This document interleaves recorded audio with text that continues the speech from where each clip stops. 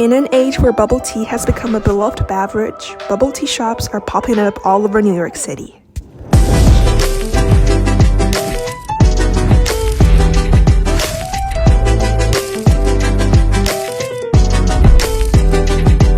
But in the tide of the times, there are still some traditional Chinese real tea shops that are in resistance with fast-paced life.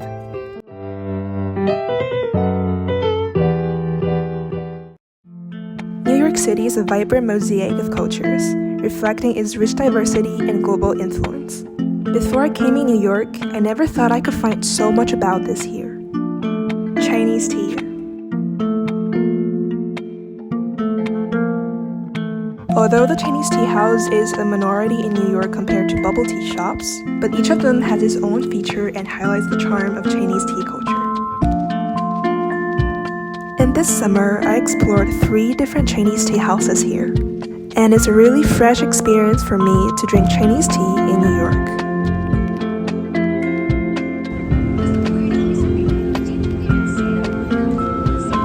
The first tea house I visited is Seihai Tea House.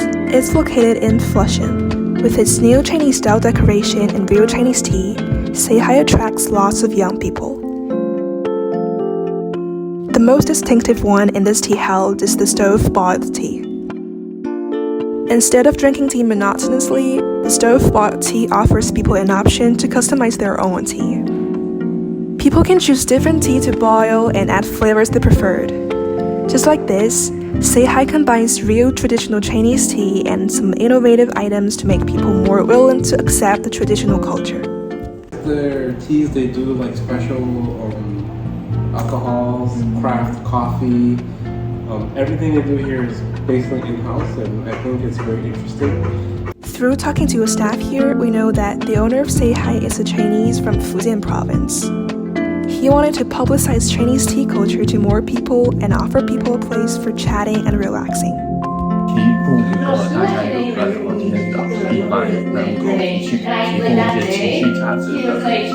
The second tea house I went to is called The Tea Company. Its tea room is located in the district of West Village in Manhattan.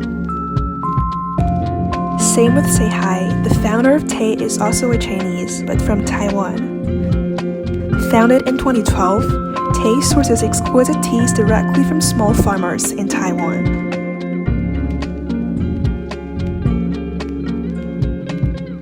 Tea is featured by its exceptional tea snacks in addition to an array of loose leaf tea.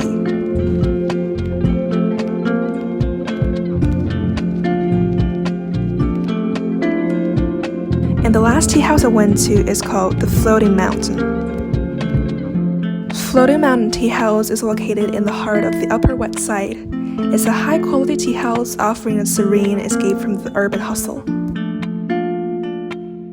And Floating Mountain has a difference from other tea houses in New York because of its founder, Elena. My name is Lena. I was born and grew up in Russia, and I moved to the United States in 2004. In 2016, I opened a tea house on the Upper West Side of Manhattan. It's called Floating Mountain Tea House, and so I'm doing that since. Since Elena is a Russian, so I'm really curious about why she wants to open a Chinese tea house. So, do you have any experience in living in China? Because you're a Russian and you open a Chinese tea house. Yeah, well, I grew up in Asian part of Russia, which is on the top of China and Mongolia. So I'm Asian actually. So the culture-wise, it's very similar where I grew up in Siberia to Chinese culture and Mongolian culture. So the tea was part of my life. And then when I was opening tea house, I wasn't sure that I'm going to do only Chinese teas. I was thinking maybe it would be like tea around the world. Maybe it's going to be the specific of different traditions about tea. But then I went to China to source tea, and I just fell in love with the depth of this culture. Chinese teas, I personally believe it's the best teas because you can find any type of tea in China of the high quality. In Japan, it's preferably green teas, in Korea, it's green teas and black teas. So, there's a certain specific in different countries, when in China you can have oolong and green tea and dark tea and pu'er tea. So that was enough, and that's why I choose Chinese only. And then when I was sourcing, I went there for few times. I met the farmers, I met people with whom I'm still working, and basically I have only three persons in China from whom I'm buying all my teas. According to Elena, there's a process of one knowing the tea and then dig deeper into the tea. There's many things you can talk about tea, depends on where you're at in your experience with tea. We can talk about the pleasant taste and flavor if you're discovering something like different types of oolong teas or different high quality green teas or red teas or pu'er teas.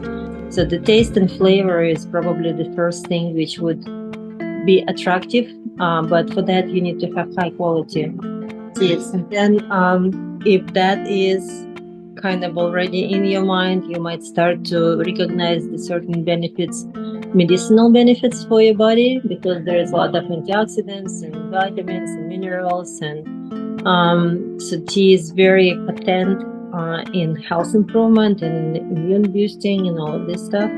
And then if that is kind of like already settled in your mind, you can start to feel the different energy from different types of the tea and use that as the guide for you to energetically feel a certain way with the type of the tea, or like with the season, with the time of the day. So depending on all of the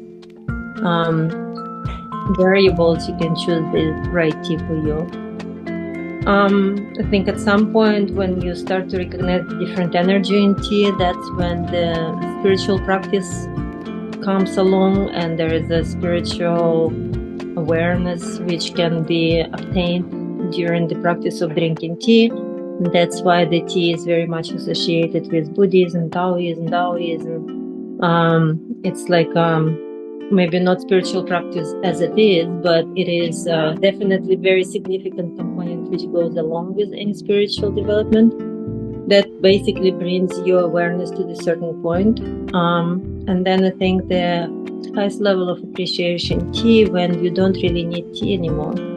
You're constantly in a certain level of awareness, and then your tea is just your old friend. I'm so appreciative that Elena told us lots about her deep understanding of Chinese tea. No wonder she's a master of Chinese tea.